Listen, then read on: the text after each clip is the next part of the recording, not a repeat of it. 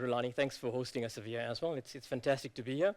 But unnerving standing over here. I was a student sitting right in the back here a couple of years back. But great to be here and happy to be here as part of this conversation. So look, I'm just going to spend a couple of minutes giving a bit of context to this conversation and explaining a bit of the methodology and mechanics behind the Social Employment Fund. I think just firstly, I'd invite you to consider this fund as we did, as a bit of a thought experiment. There's a lot of deep thinking that went into the construction of this program by the likes of Dr. Kate Phillip, Dr. Andrew Brolin, Stuart Bartlett, and so forth.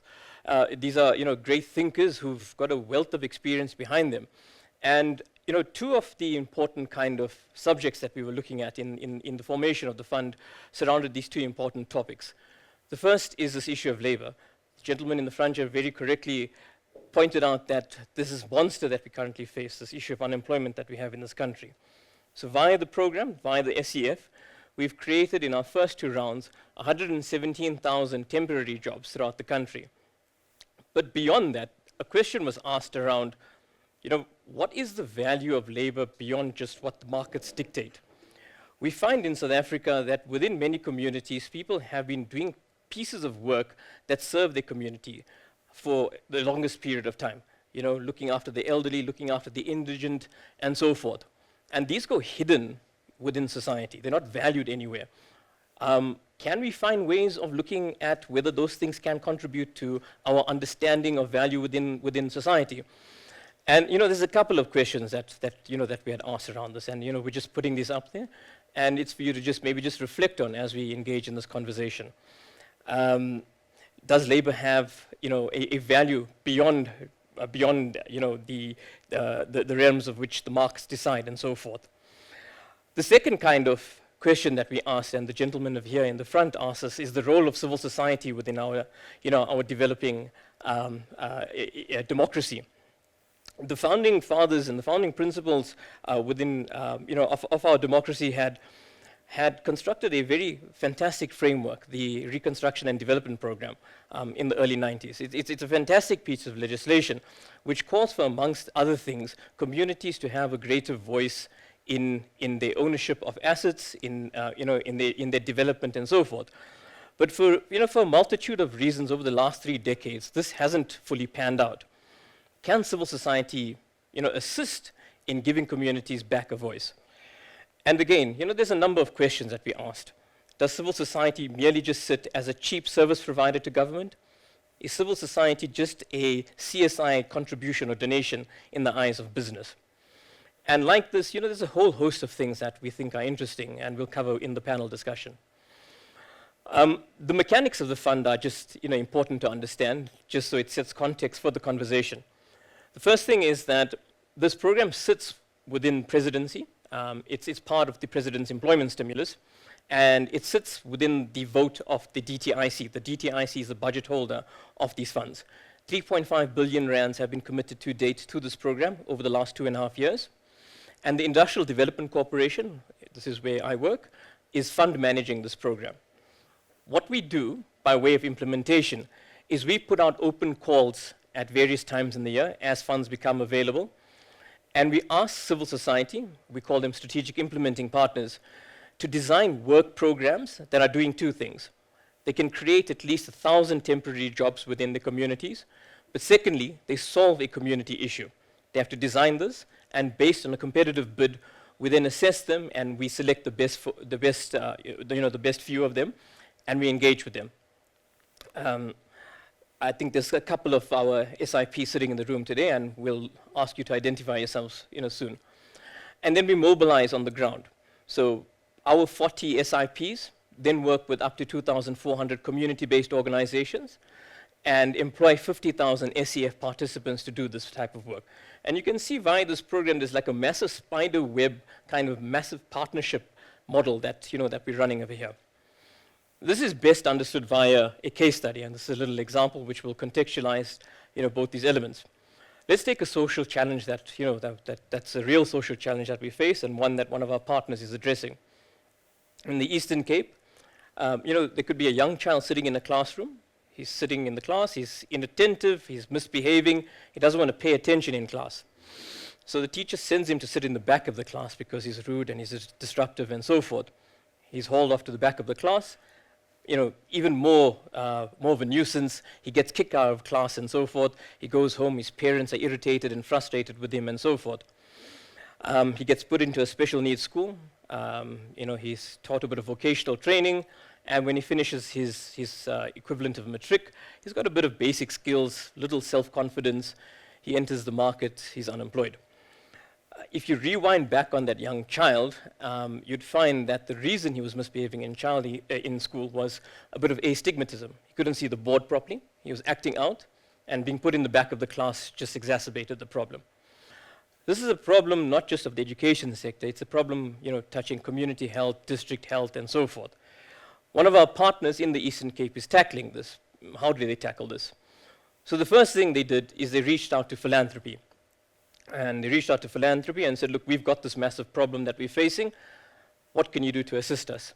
So philanthropy came to them and said, we can give you thousands of sheets of uncut lenses. So these are massive uncut lenses of varied degrees of tested glasses. We'll give these to you, you take them. And ordinarily, if this was any of us, we would have balked at the offer because, what are we going to do with uncut lenses? But civil society always makes a plan. So they gladly accepted it. They then went to business, and they went to business and said, look, this is the problem we're facing.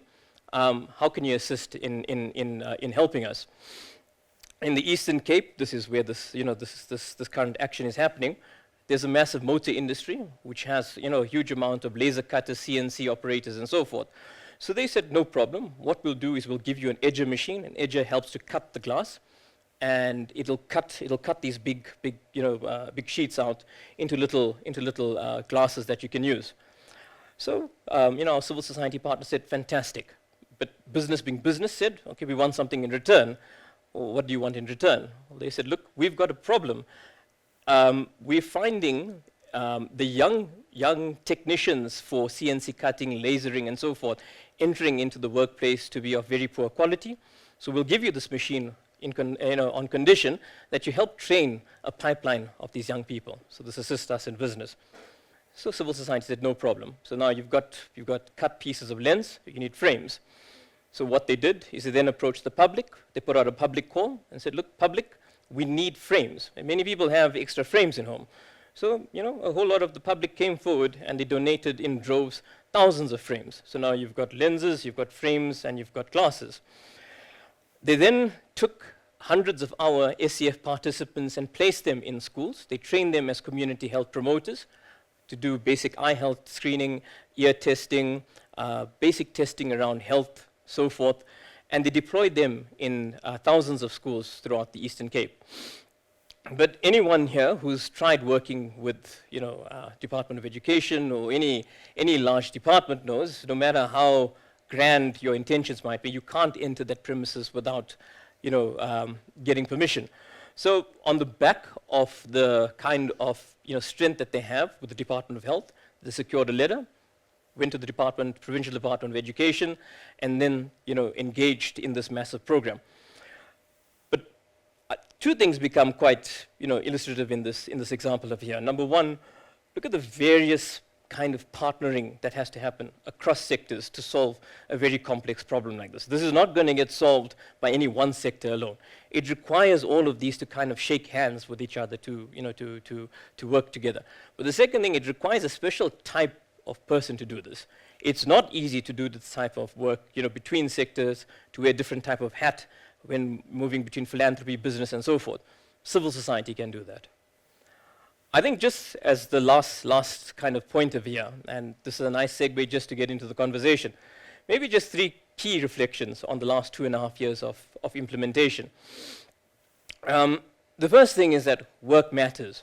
It may seem like such a mundane concept that work matters because people want to earn a daily piece of bread and so forth, but it matters more than that.